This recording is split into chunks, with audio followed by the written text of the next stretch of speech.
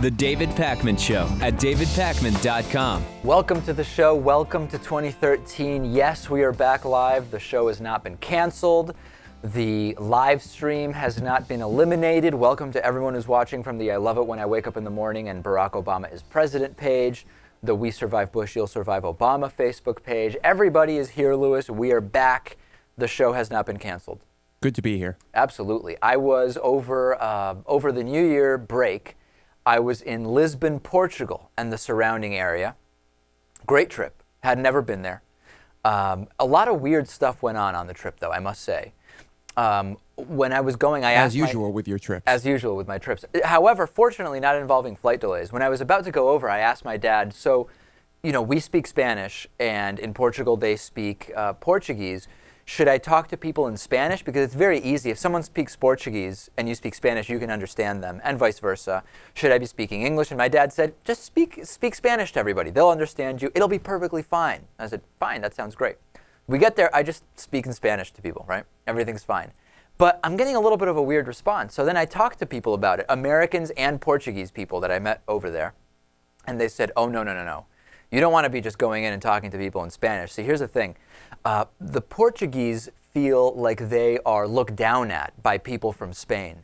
And therefore, it's not good to just go in all presumptuous and just start imposing Spanish on them, even if you're not from Spain, and anybody could realize that when they hear you speak Spanish. So the polite thing to do is to say, do you speak English in Portuguese, and then speak English, or if you want, ask if they speak Spanish and then maybe speak it, but you stick to English. You speak English, they do, that's better.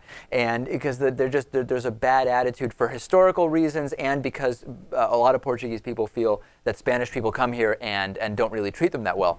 As we're being told this, a commotion starts at the coffee shop we're at behind me, and I turn around, and there's a Spanish guy clapping his hands rudely and saying, "Bring me the check. Bring me the check," to this waitress, this Portuguese waitress, and the woman just giving him the death stare and saying, "If you don't bring me the check, we're out of here. We're not paying." So obviously, we saw tons of Spanish people there, and almost everybody was perfectly nice. But it was just funny that as we're having this conversation, I turn around and there's a Spanish guy loudly mistreating a Portuguese waitress. Yeah.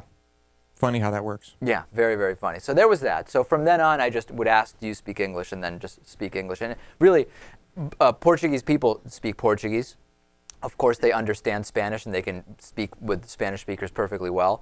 A lot of French tourism in Portugal, so everybody on the flight and a lot of people at restaurants, etc., speaking French as well, and a lot of Germans there, and some pretty good, a lot of people also understanding and being able to manage their way around German, but pretty common in Europe that even not as immigrants, people speak multiple languages.